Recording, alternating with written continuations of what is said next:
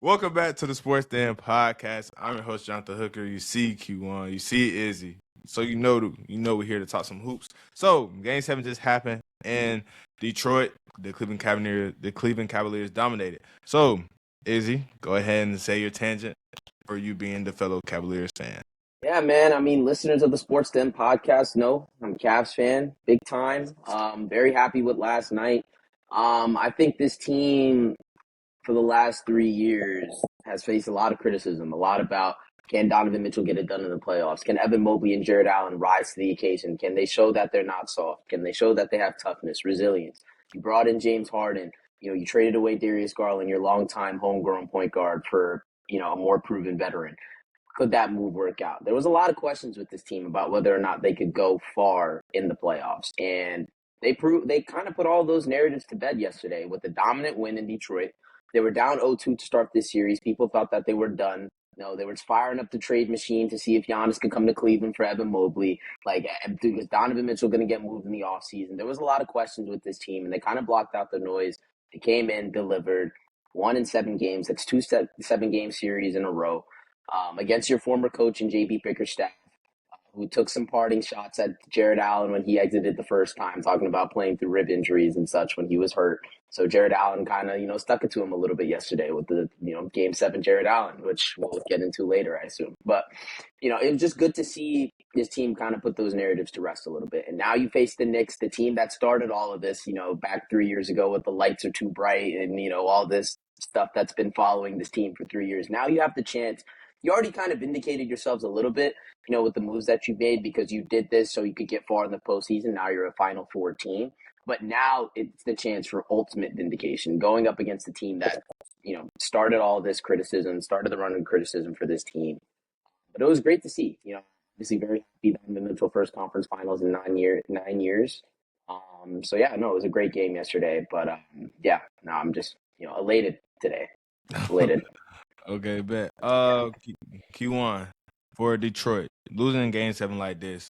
What should be their offseason plans? I think it's writing on the wall. The Detroit Pistons have to go out and get some kind of shot creation outside of Cade Cunningham. We've seen it all season long. It's been the Cade show. He runs it, and it really came to a head in this postseason. Even before last night, you look at the series against the Magic. They were down 3-1 because there was nothing outside of Cade Cunningham, and it took Tobias Harris playing out of body, and it took an injured Franz Wagner to miss those last 3 games that kind of alleviated that pressure off of Cade Cunningham. And then we get to this series against the Cleveland Cavaliers where in the early part of the series, Cade Cunningham had his way and the offense was moving. But as time got on, as the 14 games that the Pistons ended up playing started to wear down on Cade Cunningham, you said our offense definitely fall off a cliff. And Tobias Harris, we talked about, I think there was a meme talking about the Forest Hills Drive Tobias Harris after Game 7 of the first round. This series is going to be called the fall off. And that's exactly what we saw with Tobias Harris. He made no shots in Game 7. So in the offseason, you got to go out and get some help. Y'all know me. If y'all watched the last part I was on, I threw Kyrie Irving somewhere. Bring Kyrie to Detroit. Why not? Bring Kyrie, or you go out and get a Zach LaVine, who's a player option, who's going to be available this free agency. Go get somebody to put it beside Cade Cunningham. That's got to be what they do. Well, I wouldn't, get too desperate for Zach LaVine, but but the point is that they do need. I agree. They need. Cade needs help. It's bad. Games 1 and 2, Cleveland was playing that soft drop coverage a little bit, so Cade was kind of able to get to the mid range, get to the cup a little easier, get his 3-pointers off and stuff like that. But as soon as Cleveland started playing the ball screens higher, they started having the bigs hedge, blitz, and they kind of took the ball out of Cade's hands and hey, somebody else go beat us, because you have Asar Thompson on the floor, you have Tobias Harris on the floor, you have Jalen Duren on the floor. All 3 of those guys wilted under the pressure. Let's call it what it is, especially Jalen Duren. This entire playoffs, Jalen Duren, he went from averaging 20 and 10 in the regular season to prime Tristan Thompson 10 and 8 in the playoffs. I love Tristan Thompson, great role player, but Duren was an all-star this year. He was supposed to put up all-star level numbers, and he was a shoo-in. He's probably going to be on all NBA team because of what he did in the regular season. And we were talking about him getting a $200 million contract. Are you guys giving him $200 million today? Probably not. right? And I got yelled at on this podcast for saying Chet Holmgren is better than Jalen Duren. I'm looking at you, Mr. Hooker. I'm looking at you.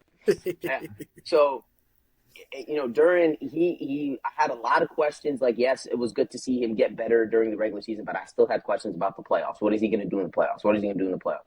And he didn't. I could maybe count on one hand how many good games he had, or like how many games he had like his fingerprints on. Probably Game 7 against Orlando, and maybe Game 6 against Cleveland. Like I like that's really it, And it's disappointing that your second best player didn't show up and answer the bell, because if he answers the bell, we're probably talking about Detroit in the conference finals starting tomorrow against New York.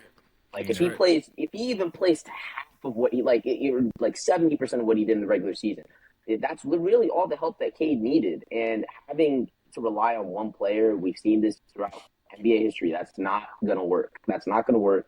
And yeah, they have some soul searching to do in the offseason. They gotta get some shooters. They gotta get some shot creators. Sar Thompson, lock him in the gym, 1,000 shots a day with lethal shooter. Somebody, I don't know, just get him. Buy VC. I don't know. They get him a jump shot. Like it was sad to see him airball a wide open three. Like it just hurts, So I think Detroit, their priority number one should be getting Cade a co-star. I know Keywan mentioned Zach LaVine. I'm looking at a Trey Murphy from New Orleans. I think that would be great for them. Lauri Markkanen, I don't know how realistic that is now because Utah wants to compete next year. But somebody of that mold, I think, will help them a lot. Yeah. Yeah. For me, the Duren talk. You know what? I'll take an L on that. I gotta be a man. I said on here. I gotta say it. Say I took an L on that. Think Duren. What happened was it's just that he just felt like he just wasn't engaged as much in this playoff run. And being a 1 seed, it's like all eyes are on you every single game. And you let Wendell Carter Jr. go at you time and time again. Then we see Jared Allen go at you time and time again. And you were supposed to be one of the up-and-coming centers. Now we're looking at you like, are you really even a third option on a championship team? So now those conversations are going to be rumbling until you put those conversations to bed. Now, you had an opportunity to do so this playoff run, but you didn't, so the rumors will stay there. You lost over a good $50 million. He lost a lot of money. Yeah. A lot of money. He was $200 million guaranteed coming into the playoffs. Like, you were going to hand the blank check. Now I'm looking at, like, okay, I don't know if I can give you that much money, and Detroit will pay him, but I don't think they're going to pay him the max that they can pay him. And for flexibility as well if they want to get another player. Yeah, for sure. But then another thing for me is JB Bickerstaff. I ain't gonna lie, brother, your rotations, I was looking at them throughout this. I'm like, why are we doing this here this late in the game? Like I remember seeing Cade going out for like a minute. I think it was in the fourth quarter one time. I was like, why is Cade getting out? If Cade's your superstar, Cade gonna tell you when he want to come out. Like, in this playoff run, I feel as though this was Detroit's best chance to put an imprint on the league, saying we're here and we're here to stay. For me, like, and obviously JB Bickerstaff was the coach for a while here in Cleveland, so I'm very well versed in the JB Bickerstaff philosophy. But it's like I've said many, many times, JB is a great floor raiser. He's a great culture setter. Like, he's going to come in and set the culture. Like, he did it in Cleveland when they were rebuilding. He set the culture with Donovan when he brought him in, Darius Garland before that. And, like, they set the culture of we're going to be tough. We're going to be defensive minded. But the thing that JB is not great at is the X's and O's. Like, he's not good at adjustments. That's not his. He can't play chess. That's not his style. Because as soon as Kenny Atkinson made one or two adjustments, JB didn't really have a counter this series. And that's why that's the reason Cleveland fired him, because they wanted somebody that could elevate this team. And, Kenny Atkinson outcoached him this series. And honestly, for most of last series, Jamal Mosley outcoached him. That's right. I believe Keywan said it. Like, if Franz Wagner doesn't get hurt, we're probably Orlando's probably in the second round. Jamal Mosley still has a job. I know New Orleans just hired him today, but it's just JB. The Pistons players, they love playing for him. I'm not saying he should get fired or anything like that, but that's one area he needs to get better at, or maybe needs to add to his coaching staff or something like that. Get somebody that's going to help you with the X's and O's a little bit, because he needs help in that department. Yeah. Yeah. For me, I'll say you said Zach LaVine can one. For me, I say a player like Anthony Simons, a player Yeah, that would somebody think like that. Somebody for sure. Anthony Simons. I think him going to Boston and being in a system where they made him play defense, you won't have to worry about him playing defense, being engaged on that side of the ball. Because we all know everyone was calling him Baby Lillard when Damian Lillard before he left Portland. He took Simons under his wing. Then we saw Simons flourish once Lillard left, and we all said no, like Simons can be a really good player in this league, and he's done so far. He went from the 6-man role and in Boston, then Chicago. He playing pretty good. So then for me, it's like if you get Anthony Simons, you get Anthony Simons, Tobias. Who's gonna be there for? I'm Thompson blanking. twin, ain't it? Yeah, Thompson Osar. twin, definitely starting. Osar, Man, and and then you Durant. got Durant.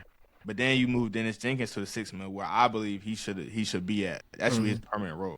He should be the 6-man off the bench because him starting, yeah, he gave you energy at times, but it didn't. I mean, It he wasn't. started because Duncan Robinson was playing through a back injury. Yeah, That's why he was started at the end of the series. yeah, but like his pop plays when he's on, Detroit's a whole different team. Yeah. I think a brand of energy like that needs to be coming off the bench.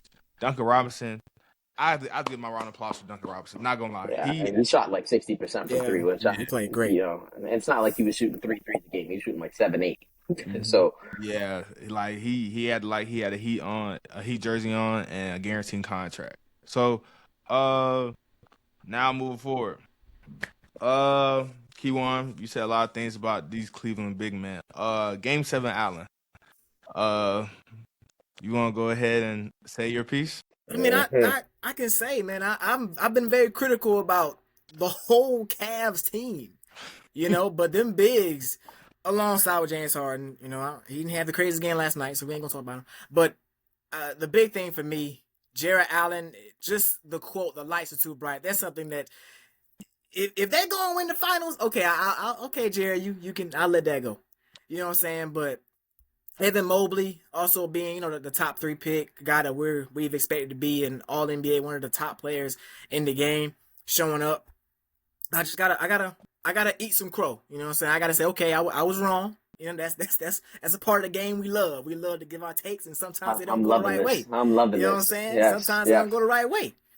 So they showed up last night, and I definitely say this: if they play the way they played last night, you can definitely see how they match up with the New York Knicks, for sure. If they can dominate Karl-Anthony Towns and dominate Mitch Robinson, and Josh Hart is going to be playing the 4 for a lot of them, for them a lot as well. If they can take control of that series the same way they took control of this series at times, we may be seeing the Cleveland Cavaliers in the NBA Finals.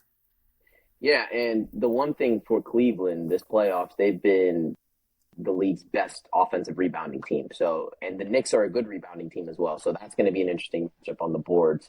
But one thing I will say, especially about Evan Mobley, I think from start to finish, and I'm not saying that he's Cleveland's best player because I think that's Donovan Mitchell. I think from start to finish of this series, I think Evan Mobley was Cleveland's best player on both ends of the floor.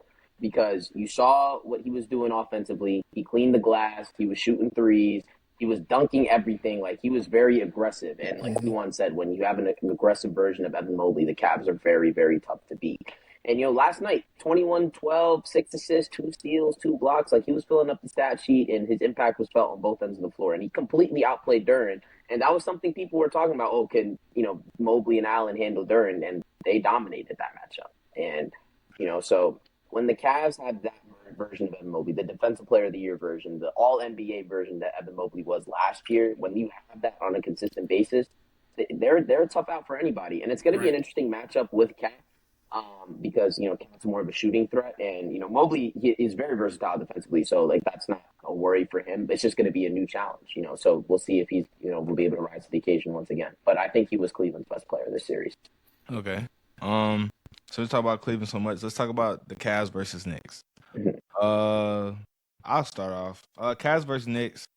Jalen Brunson in the playoffs, he rises to the occasion. Donovan Mitchell has been wavering so far this playoff run, but Game 7 last night, I seen him score those back-to-back buckets. I said, yeah, he trying to get another ring this summer. It was the passing for me. Like, first 3 minutes of the game, he had 3 or 4 assists. Like, he set the tone, getting downhill, set up the bigs.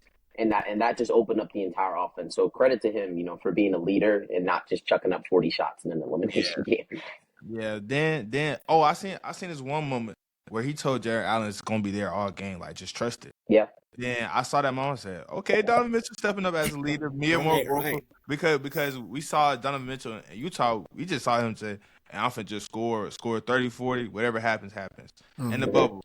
In the bubble. He had that great game, missed a game winning shot. Now people are questioning Donovan like, hey, you can score the ball great, but can you lead a team? And Mhm. now Cleveland has made him grow up vocally as a leader, stepping up in that role. And I think that this team, uh, this team has a really good chance of doing that because I think it was Sam Merrill. Sam Merrill in a press conference, he talked about Donovan Mitchell coming to see him in the G League, coming to check up on him, them being together in Utah, and he was like, yeah, like Donovan Mitchell, I know he wants it more than anybody. So I know a lot in Donovan Mitchell versus a New York Knicks team where he's where he's from up that way. I think that's gonna be a really good matchup. But I'll say the X factor for both teams. Ah, we gonna go with OG Anunoby, and then I think him with that hamstring strain. I know they say he's available for game one, but I want to see how healthy he is because Yeah. hamstring injuries are nothing to play with. He So didn't start fully practicing till like I believe 2-3 days ago too. So it wasn't like they just held him out, told him out. He was legitimately hurt.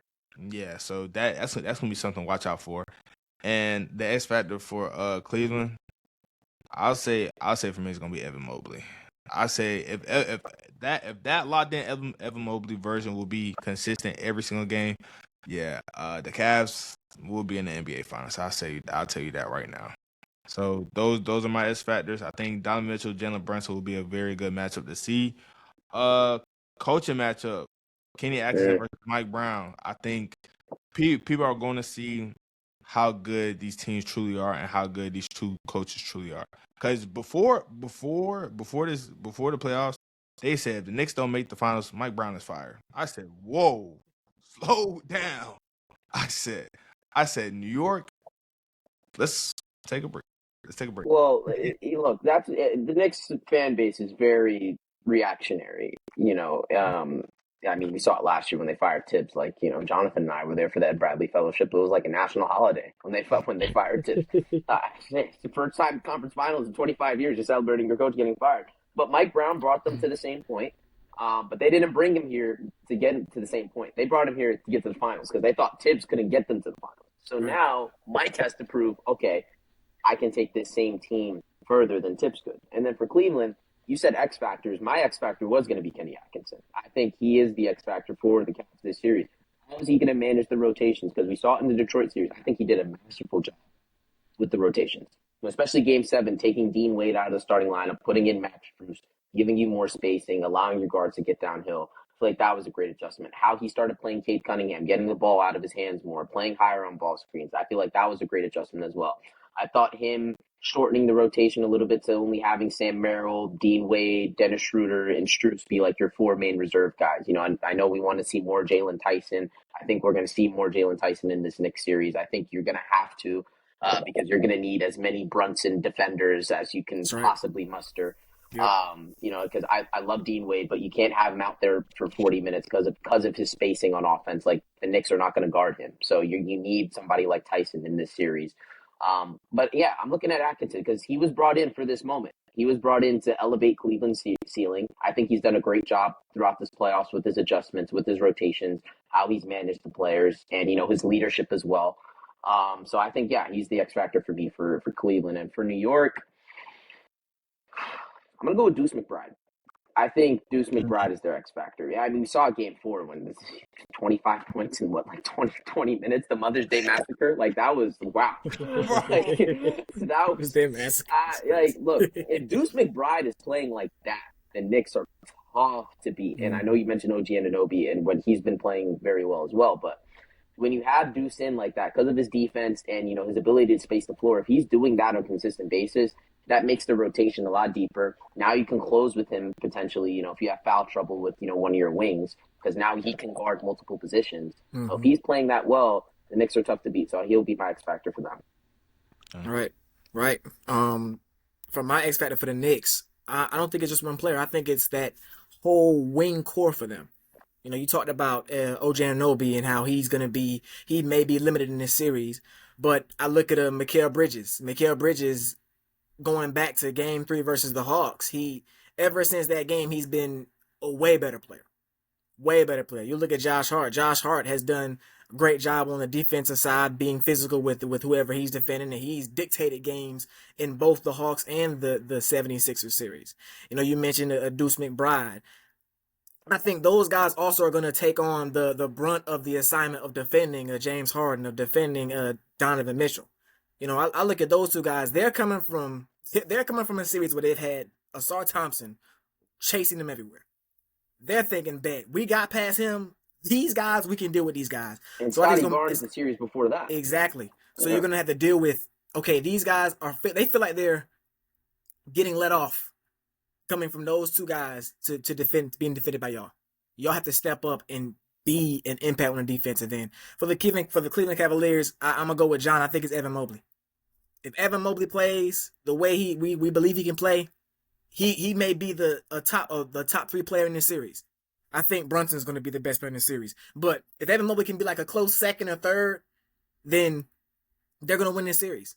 Because Karl-Anthony Towns, we love him. He's been playing great in this playoff run, but how long is that going to last? If Evan Mobley can win that matchup and dominate Josh Hart, I think Josh Hart's going to see a lot of Evan Mobley in this series. If he can dominate that guy, they're going to get the job done and get to the finals. I think what New York, I think what they're going to do / what they should do, I think they're probably going to stick Hart and Mikal on the guards. I think that's what they're going to do because OG is a little bigger, so I think he's probably going to get the Mobley matchup. I mean, at least to start out, I think that's what they should do. I mean, Hart has been great defensively this playoffs, in my opinion. I mean, he shut off the water of CJ McCollum, and I know him and Mikal kind of tag team Tyrese Maxey a little bit, because felt really bad for Tyrese. He didn't really have much where to go, offensively. But I think that's what they're probably going to start out with. I think you're probably going to stick Hart on. I don't know. You probably go with him on Mitchell, right? Because he's a little stronger, and then you have Mikal on Harden because of the length and ability to disrupt the pick and roll. I think that's probably what they're going to do, and I think that's what they should do. But like you said, their wings are very versatile, so I think that they can guard Mitchell, Harden, or Mobley, either one of those three. At least for a short amount of stretches, long amount of stretches, whatever you need them to do. But yeah, I agree. If they play up to their potential, New York's going to go to the finals. Okay, cool. Now for the main event, the Western Conference Finals. The Oklahoma City Thunder versus the San Antonio Spurs. Before this episode, Q1 had a take where me and Izzy sat here and said, "Now we know your character." So now we know you said that, but yeah, I agree. I said that. Izzy said, "Just save it for the pod." I did the speed emote, but yeah. So, Q1, let's go ahead and hear this. I'm seeing everywhere. Everywhere I saw, shout out Cam. He didn't join us today, but I saw Cam scream, "Save us, Wemby." And I'm thinking in my head, Wemby's gonna be the problem. Wemby's gonna be the next problem. I don't think the Spurs winning ruins the league, but the Spurs are the next dynasty. They're gonna be the next team that if your team's contending, if your team's contending, you're gonna have to get through this team. And OKC, yes, they're really good. Yes, I guess they're the dynasty right now, I guess, if they win this championship. But I see the longevity for the Spurs being way longer than for the Thunder. Because they got their top 3 players are no older than 3 years in the league. Wemby, Stephon, and Dylan, well, I guess De'Aaron Fox. And Dylan Harper. Those 3 guys are gonna run the league. So I just want a year off. Give me a year off before they get over the top. Let's see some adversity. Let's see some kind of turbulence before they just go and win a championship. So I'm probably the only one in the world that wants OKC to win. Maybe that's just me. I wouldn't mind if Cleveland go win, but let OKC beat San Antonio. That's just what I want to see. Kill me in the comments, but it's all good. you was cooking with the, they're gonna run the league for a while. Yeah, Yeah. I was with you until then. You said, oh, they need to go through some adversity first. It's not like the old days where you gotta wait 7, 8 years to win a championship. Who cares? If your time is now, your time is now. Especially in the NBA, like you never know. Like you literally never know what can happen. Like, and with the Spurs, and Jonathan and I talked about it last podcast. I mean, how impressed I've been with Dylan Harper. Like, He's tough. I haven't seen a He's rookie tough. play to this level in the playoffs in a long time. Like, I've been really impressed with him. And obviously, we know Wemby, what he could do. And Stephon Castle has answered a lot of questions, that people were having about him. But me and Jay were trying to tell people, he's going to scale up, and he has. And De'Aaron Fox has done his job as well. But I think the thing with the Spurs that's really impressive is that for such a young team, they have so much poise. Like, they went up against battle-tested Minnesota, who's been to back-to-back conference finals, and I know is a little bit of a diminished version of the Timberwolves, but they kind of punked them. And honestly, probably would have won in 5 games if Wemby didn't, just elbow dude. But, like, so I think and Minnesota would have won the series maybe if Naz Reid came up with a neck brace at the press conference or something like that to kind of get the suspension or something like that. Yeah. But yeah, no, I've been really impressed with the Spurs. Like, their depth has been really good. Their young players have been amazing. And I'm really, really excited for this series. Like, not missing a dribble this series. Like, if you call me, I'm not answering during this game. Like, I am so excited for this 7-game war, hopefully, that we get. Because these two teams, as much as they try to downplay the matchup, it's just the Spurs versus the Thunder, they don't like each other. Like, Wemby hates Chet. He remembers losing to him as a 16-year-old. Like that was 7 years ago, brother. Like, and he's still holding on to it today. Like, Wemby has been waiting for this moment. And Shea just got his second straight MVP. They're going to give him the trophy tonight. Who's going to be watching on the other sideline? Wemby. So, like, and I know y'all, I've seen the highlights before. Hakeem, David Robinson got his MVP. What did Hakeem do that day? 45 and 15. I think we're going to see something similar. I honestly, like, look, I don't know if the Spurs will win game 1. But I know Wemby's probably going to have like 40 and 13. Like, he's going to go down swinging tonight. Yeah. Like, I'm telling you right now, he's going to set the tone for the series tonight. But I'm really excited. And honestly, we've been waiting all season for this. Since the NBA Cup in December, we've been waiting Spurs, Thunder, and we got it. So now we'll see how good this series is going to be for the next 2 weeks. For me, Dylan Harper. Y'all know he's shooting over like 60% at the moment. Oh, yeah, I know. Yeah. He's nasty. He's shooting 62%. Shout out Jersey, man. Shout out Jersey. Another great Jersey guard, man. Oh, man. This is great. Like, this is great. I just think hearing like seeing that stat, I said, hold on. I said, let me read this again. That's crazy. 62%. I thought that was a typo too. I'm gonna be honest. Yeah. I would say, hey, shout out to Mister get to that room.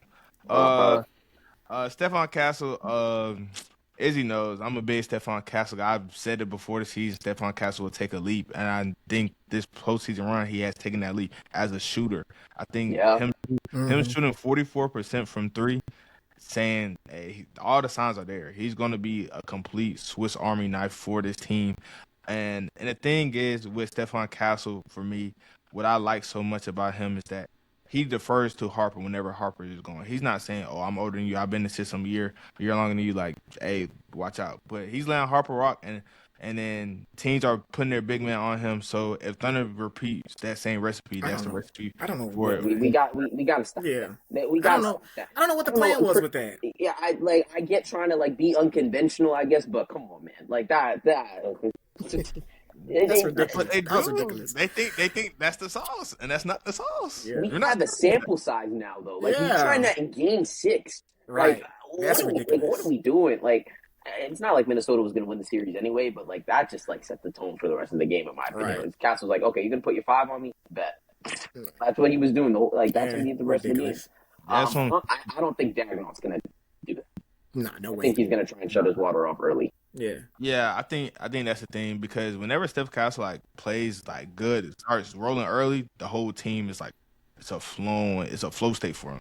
Then we see Devin Vassell, who was amazing this past series, hitting open shots. Like whenever the offense wasn't running pretty good, they said, Devin, hit this jump shot right here, and we're gonna get things rolling off of you. Then he hits 2 in a row. Then now we're seeing Champagne hit shots from the corner. We're seeing Wemby hit shots. We're seeing Dylan Harper get to the rim. We're seeing Steph Castle play with confidence. And De'Aaron Fox, I think this series, De'Aaron Fox is an X factor for me. I think we know what we're getting out of Steph Castle and Dylan Harper. I think De'Aaron Fox, this is your time. This is why they traded for you, because a series like this, Yep. Fox, go be our veteran and go help us win these couple of games. Because I say Steph Castle and Dylan Harper, that the Slash Bros, they'll win you a game or two. Women's gonna win you another game. And for a fourth It's win, the 2-1-1 theory. yeah, 2 games, your superstar needs to win you 2 games. 1 game comes from the role players. 1 game comes from your coaching. Mm-hmm. yeah, So both teams that literally have followed that formula. I mean, OKC followed it all last year. The Spurs have followed it all this year. So, that's going to be really interesting who can do that. Yeah, that's the thing. I think De'Aaron Fox, this is your time. I think if you want to have some hardware, instead of that clutch player of the year, go help out. Go help out the Spurs win this Western Conference Finals and get you a ring. Another player to watch out for, Carter Bryant. I think Carter Bryant will be used heavily this series. The guard SGA, the guard of Jalen Williams. I think we're going to see him switch a lot this series between those two perimeter guys, and even help out with Chet Holmgren at times whenever one goes out. So I think that's going to be another thing to watch out for. But for the Thunder, SGA, like, Spurs got to live with SGA getting hits. I think their formula is let SGA get off, but shut everyone else's water off. I think that can be a thing that they can do, because they know SGA is going to score 28, 30 each and every game. They know that. They can disrupt things from time to time, but SGA is going to get hit. But if you can shut off Chet's water, if you can shut off, let's say, a Jalen Williams water, but that main key coordinate to stopping that water, Jared McCain. Because Jared McCain, when he comes off the bench, That's my X factor. Yeah. He's gonna let it go. He's gonna let it go time and time again. So if they can shut that water off, that's the thing. But Thunder, I think for the coaching, Mark Dano has that advantage over Mitch Johnson, rightfully so. But I think, do I think that Thunder will win? I think in my mind, I'm taking the Spurs in this series. in my mind, the Thunder, like, I just don't want to see a back-to-back champion for OKC. So yeah, And see, y'all have too much hate in your heart. Like I'm just picking the Spurs because I think they. No. Yeah. Here's my thing. Because then I'm cool with the conversations with SGA. It's like, where's Chet gonna be these conversations being a top 20 player in the league? Is he truly a top 20 player in the league? Is he a top 4 to 5 big man in the league? Like, those conversations, I'm be looking at, like, okay, like, let me sit down and think about this before I entice myself into these conversations, because those conversations will be had. Chet's had a good postseason. Nah, he has. He's been doing 97% at the rim, or whatever it is. Like, I ain't lie, take that down by like 30 notches with Wemby coming to town. oh, okay, well, That's yes, valid. Yeah, for sure. but I know it's not like he's matched up against the greatest front courts, but DeAndre Ayton, and then he's doing his job. 97% is crazy. 97% is crazy. Doing his job. It's still crazy. He on 2K. He on 2K. Yeah, that's real crazy. That's real crazy. He on 2K. He Like, matched up bad. so I'm seeing 24-12, 24-12, 22-9, 18-9. Like, if OKC is getting that from him, tough to beat. Very Nah, tough. it is, But look, and we're not going to sit here and act like he's going to win the Wemby matchup, because he's not. Let's see.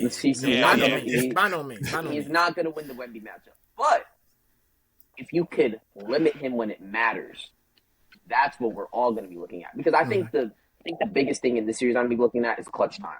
Like, yeah. Oh yes, 100%. You got SGA clutch player of the year, MVP, whatever. Spurs are honestly a pretty good clutch team as well. We've seen it this playoffs. We saw it during the regular season. So the last 5 minutes of if this game is close, that's what this series is going to come down to, clutch time. Like, we might see a blowout or two here and there, but I think most of this series is going to be dictated in clutch time. The last 5 minutes of the game, which superstar, which role player, who's going to step up? Yeah. That to me is the big question.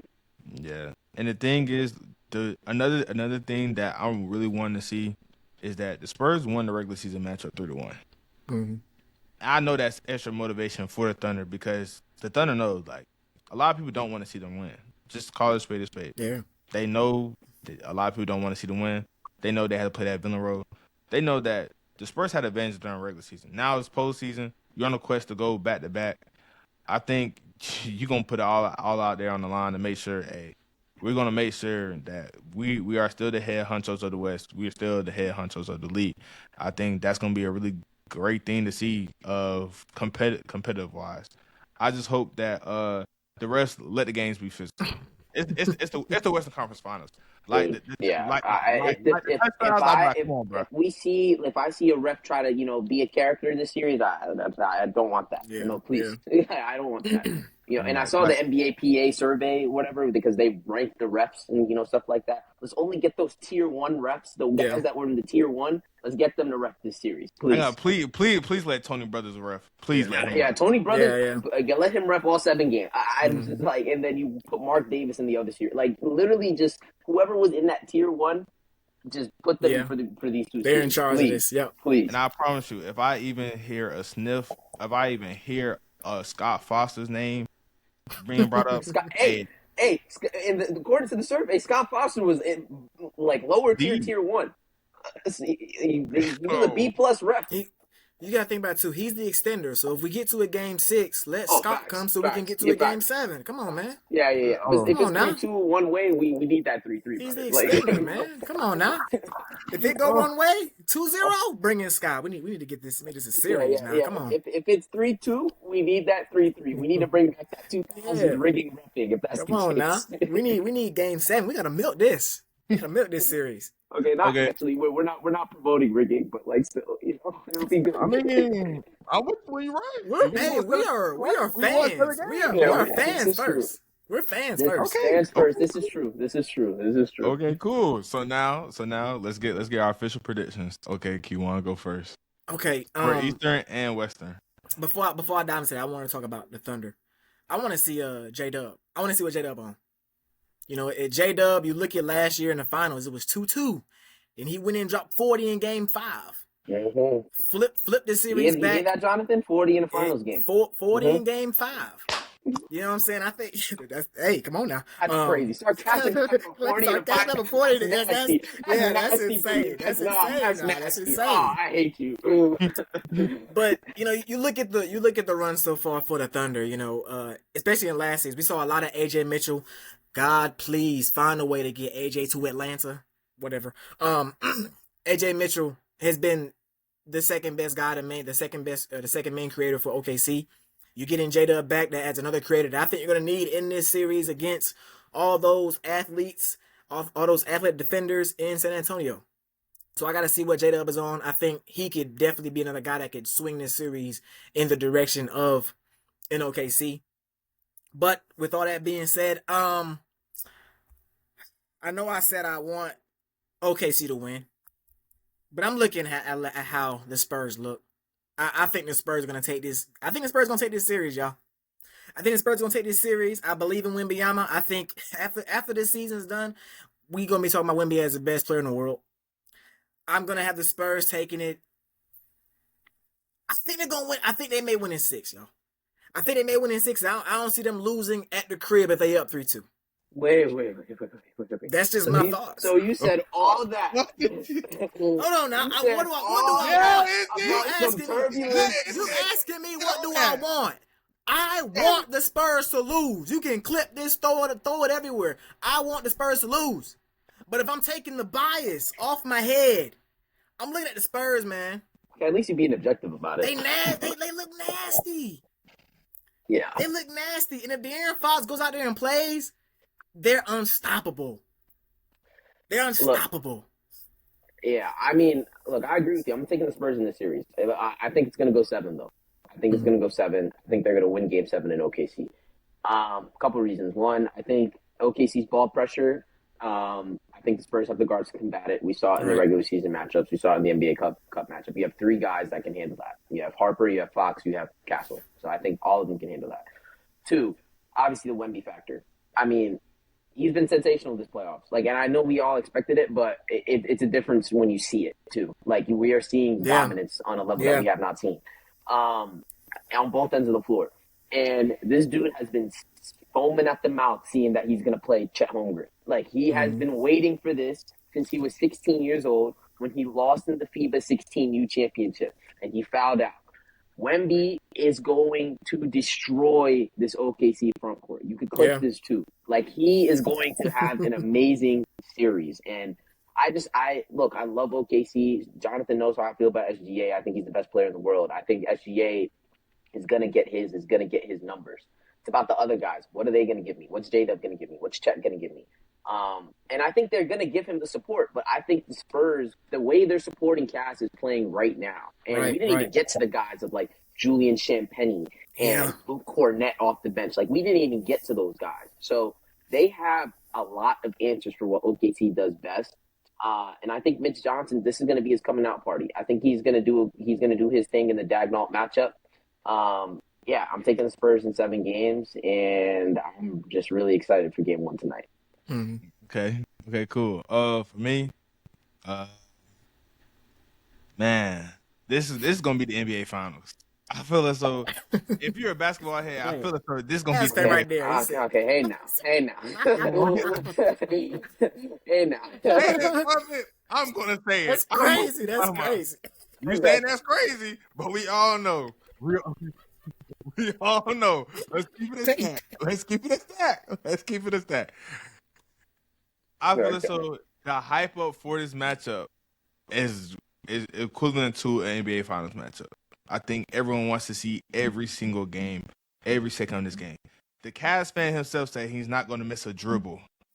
So if he's saying I'm not missing a dribble both series. I'm gonna say, he's not missing. He's not missing regardless. I know that, brother. Yeah. I know that, brother. But still, it's true. Objectively speaking, and this series alone, we're gonna see the best player in the world. That's gonna be a discussion. Gonna be put to rest after this series. Then we're gonna see a dynasty that stays or a new dynasty rising up. The dynasty talk will be in tenfold for sure. Then we're gonna see coaching.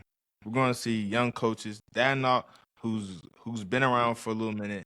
Now he's coming in.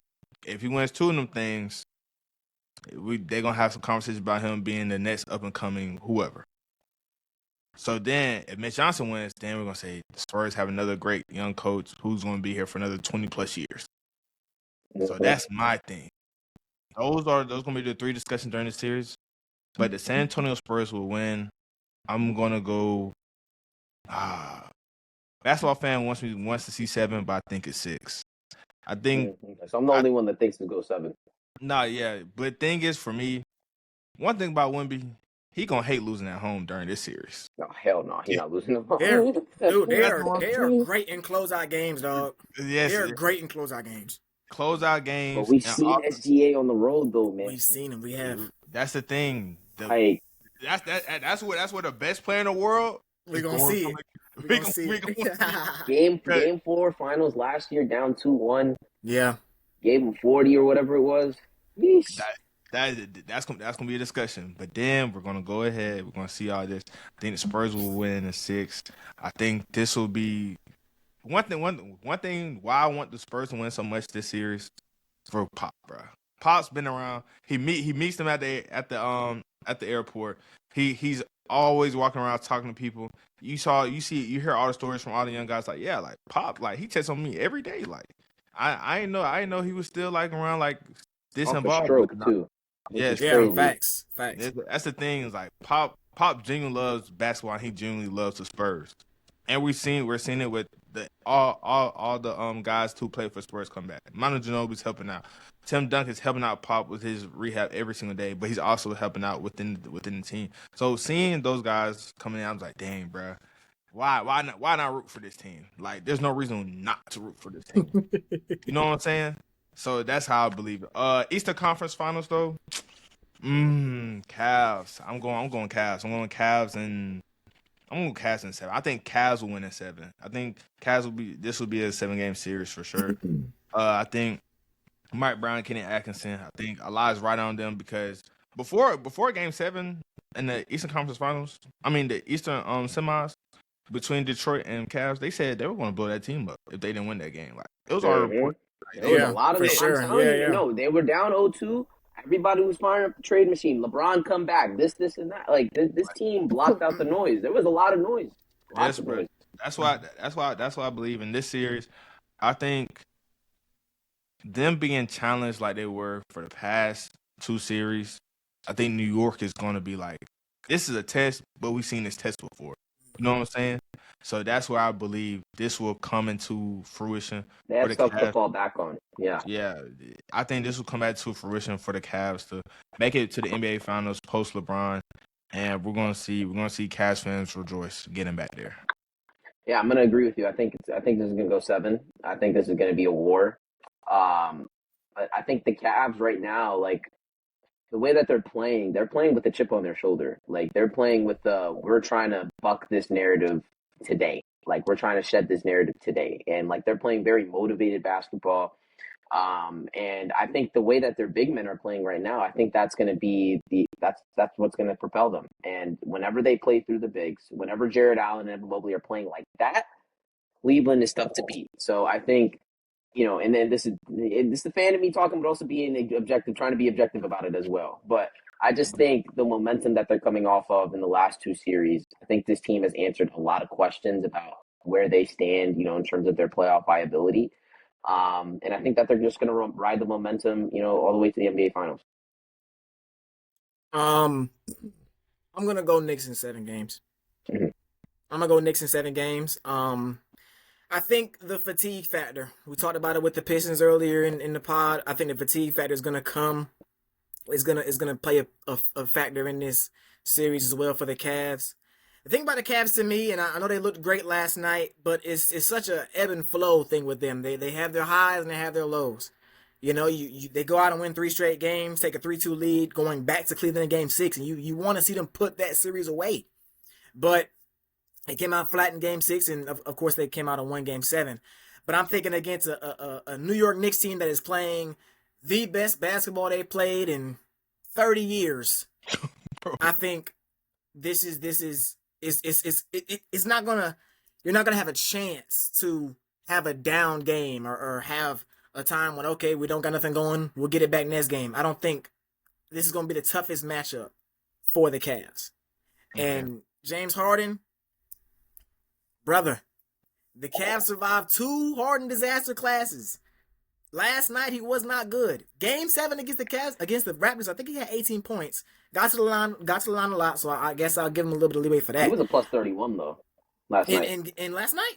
Yeah, he was a plus 31. I mean, look, he wasn't scoring. Like, well, I mean, I think the plus minus is a little. Yeah, I know. The plus minus is like if we have about 30 points, he was setting the table. Like he wasn't turning it over. I think him and Mitchell combined for 1 turnover. That was like literally. I told Jonathan had to text me before the game. What was the key to the game? I said, take care of the ball. Yeah, like that. That was really it. Yeah, they had 4 turnovers as a team in the first half. Yeah, I think they finished. It might have gotten inflated a little bit at the end, but yeah, the game was decided at that point. But I'm gonna stand on it. I think James Harden, you got a shot to go to your first finals ever. He's got to show up. Well, we can't see first as like the main. As the man, yeah. So I'm going Knicks. He was there as a 6 man, but that was. How old were we? I was 7. I'm gonna say we were babies. We were babies. We were babies. Little kids. Yeah, we were little kids, man. Yeah. Okay, cool. So you got Thunder and what? You got Spurs. I got Spurs in 6. Knicks in 7. Spurs Knicks. That'll be a good series. I mean, either way, I think we're gonna get a good final series. I know Jonathan talked about some NBA finals with the Spring. I think we're gonna get a good final series as well. That was crazy. I'm not gonna lie, that was crazy. You got Izzy right here with the Cavs shirt on, saying it's gonna be our finals. Let's go a little. Even if they don't win, like the Knicks, we gotta give the Knicks some respect. Yeah. Too, mind you, Izzy, me and Kiwan are in a group chat with Cam. He's emphasizing the message. I said the same thing about this.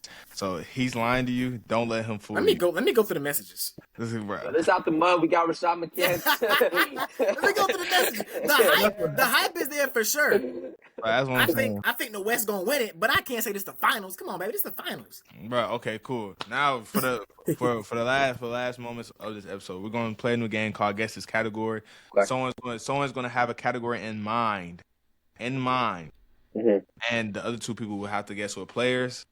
So who I'll start off first. I have my category in mind, Mhm. and you guys can guess. Okay. You started off. Kyrie. No. Okay, you said that too crazy. Okay. Klay Thompson. Yes. Okay. Okay. Korver. Kyle Korver. No. Okay. I think I know the category. I'm gonna give one more guess.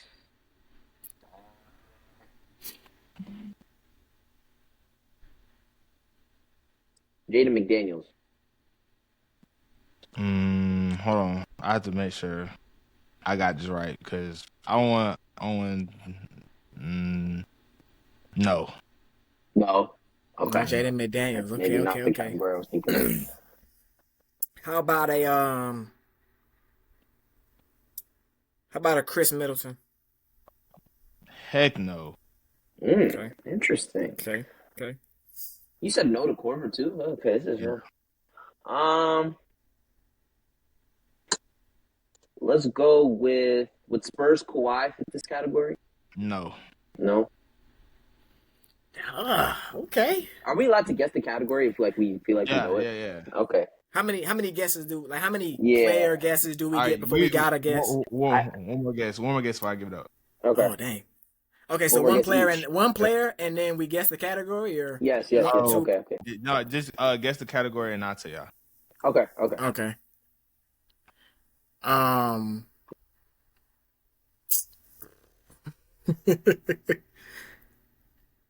Klay Thompson's the only one we got right? Yes. Yeah. Freak. Is it Jaden McDaniels or not 50? I'm gonna go this gonna be stupid. Dated a celebrity. No, bro. What? Not what was it? Not 3-and-D wing, 3-and-D guard? No. I'm gonna What was say it no then? way, right? No. No, What was it? Players that won the 3-point contest. Oh. Korver ain't got a 3-point contest win. No. Damn. Corver would have been a good pull in. Oh no. Yes, bro. Korver ain't win a 3-point contest. No, he didn't. But yeah, man, this has been a great episode. It was a new game we tried out. Yeah. The guys enjoyed it. Izzy thought he sniffed me out, but it was good. It was good. Hey, I got we the got to three. run that back. I got the three right. You know the 3-point contest. You got the 3 right. I was thinking like Dating a celebrity was not ridiculous. Yeah, I don't. Yeah, bro. I didn't know what was going on, cuz. It wasn't, but it's all good. But you guys don't forget to like, comment, subscribe. I'm gonna put everyone's social down below, and we'll see you guys in the next episode. Peace. All right, let's do it.